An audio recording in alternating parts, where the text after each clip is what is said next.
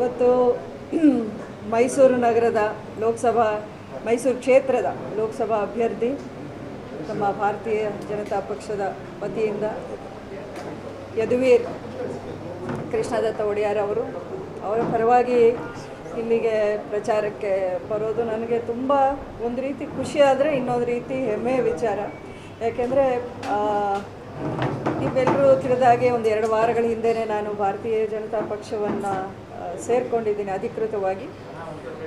ಮೋದಿಯವರ ನೇತೃತ್ವದ ಭಾರತೀಯ ಜನತಾ ಪಕ್ಷ ಈ 10 ವರ್ಷಗಳ ಕಾಲದಲ್ಲಿ ಅವರ ಅವಧಿಯಲ್ಲಿ ಯಾವ ರೀತಿ ಒಂದು ಅಭಿವೃದ್ಧಿ ಅಥವಾ ಅವರ ಸಾಧನೆಗಳು ಅದನ್ನು ನೋಡಿ ಮೆಚ್ಚಿ ನಾನು ಈ ಪಕ್ಷವನ್ನು ನನಗೆ ಮಂಡ್ಯದಲ್ಲಿ ಈ ಬಾರಿ ಸ್ಪರ್ಧೆ ಮಾಡುವ ಒಂದು ಅವಕಾಶ ಸಿಗದೇ ಇದ್ರೂ ಅವ್ರ ಮೇಲಿನ ಗೌರವಕ್ಕೆ ನಾನು ಪಕ್ಷವನ್ನು ಮನಸ್ಫೂರ್ತಿಯಾಗಿ ಒಪ್ಪಿಕೊಂಡು ನಾನು ಪಕ್ಷವನ್ನು ಸೇರಿದ್ದೀನಿ.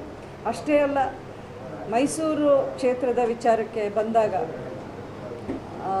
ನಮ್ಮ ಯದುವೀರ್ ಅವರು ಅಭ್ಯರ್ಥಿ ಅವರ ಒಂದು ಒಡನಾಟ ಅವರ ಕುಟುಂಬದವರ ಜೊತೆ ಅಥವಾ ಅಂಬರೀಷ್ ಅವ್ರಿಗೆ ಶ್ರೀಕಂಠ ದತ್ತ ಒಡೆಯರ್ ಅವರ ಜೊತೆ ಒಂದು ಹತ್ತಿರದ ಸಂಬಂಧ ಇತ್ತು. 2 ಬಾರಿ ದಸರಾ ಉತ್ಸವ ಅಂಬಾರಿ ಮೇಲೆ ಹತ್ತಿಸ್ಕೊಂಡು ಅವರು ಎಲ್ಲರನ್ನೂ ಬಿಟ್ಟು ಅಂಬರೀಷ್ ಅವರು ಬರಬೇಕು ಅನ್ನೋವಂಥ ಹಠ ಹಿಡಿದು ಅವ್ರನ್ನ ಕರೆಸ್ಕೊಂಡು ಮಹಾರಾಜರು ಅವ್ರಿಗೆ ಗೌರವವನ್ನು ಸಲ್ಲಿಸಿದರು. ಅಷ್ಟೇ ಅಲ್ಲ, ಅಂಬರೀಷ್ ಅವರ ತಾತ ಟಿ ಚೌಡಯ್ಯನವರನ್ನ ಮೈಸೂರು ಅರಮನೆಯಲ್ಲಿ ಆಸ್ಥಾನ ವಿದ್ವಾನ್ ಅನ್ನೋ ಒಂದು ಬಿರುದು ಕೊಟ್ಟು ಅವರಿಗೆ ಸನ್ಮಾನ ಮಾಡಿಸಿದ್ದೊಂದು ಸಂದರ್ಭನೂ ಇತ್ತು. ಸೊ ಹಾಗಾಗಿ ಇವತ್ತು ನಾನು ಅವರ ಪರವಾಗಿ ಒಂದು ಪ್ರಚಾರ ಮಾಡ್ತಿರೋದು ನನಗೆ ತುಂಬ ಅದು ಎಷ್ಟು ಖುಷಿ ಕೊಡ್ತಾ ಇದೆ ಅಂತ ನನಗೆ ಹೇಳೋಕ್ಕಾಗ್ತಿಲ್ಲ.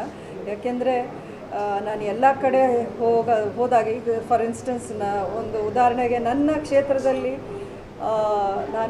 ನಾನು ಮತವನ್ನು ಕೇಳಬೇಕಾದ್ರೆ ನಾನು ಕೇಳ್ಕೊಳ್ಳೋದು ನಿಮ್ಮ ಋಣವನ್ನು ತೀರಿಸೋ ಒಂದು ಅವಕಾಶ ನಮ್ಗೆ ಕೊಡಿ ಅಂತಲೇ ನಾನು ಕೇಳೋದು. ಪ್ರತಿಯೊಬ್ಬರು ಅಭ್ಯರ್ಥಿ ಅದೇ ರೀತಿಯನ್ನು ಅವರು ಮತಗಳನ್ನು ಯಾಚಿಸೋ ಒಂದು ರೀತಿ ಇರುತ್ತೆ. ಆದರೆ ಮೈಸೂರು ಕ್ಷೇತ್ರ ಅಂತ ಬಂದಾಗ ಇಲ್ಲಿ ಜನಕ್ಕೂ ಒಂದು ಋಣ ಇದೆ.